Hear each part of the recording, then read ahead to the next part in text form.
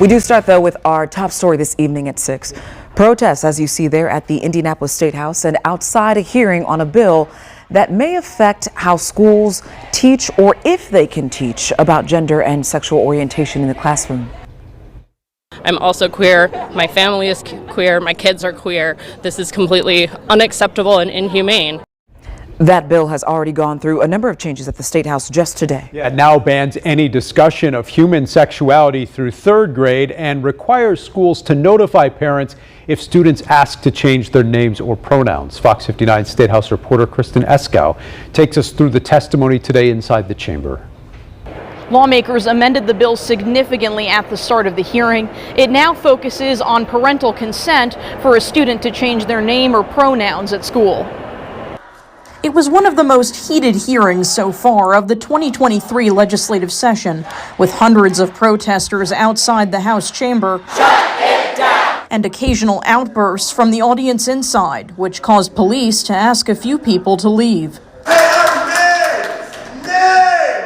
The bill originally focused on limiting discussion of gender identity and sexual orientation in schools through 3rd grade.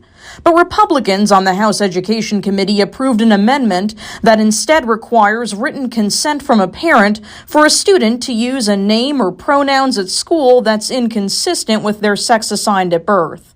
Schools that receive such a request from students would have to notify their parents. State Representative Michelle Davis is the bill's author. It empowers Hoosier parents by promoting transparency between the parents and the schools.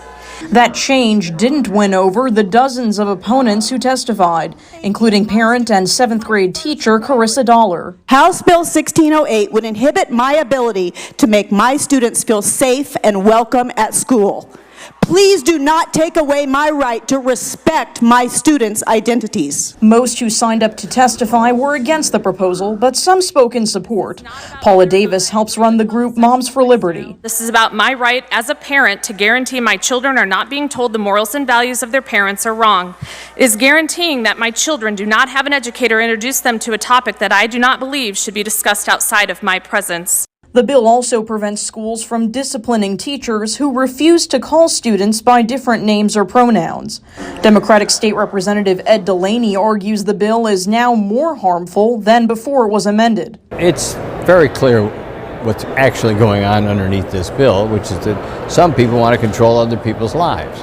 The bill now heads to the House floor. It needs to get a vote by the full House by next Monday, or it dies. Now, a similar proposal was introduced in the Senate, but so far that bill has not received a hearing. At the State House, Kristen Eskow, Fox 59 News. Kristen, thank you.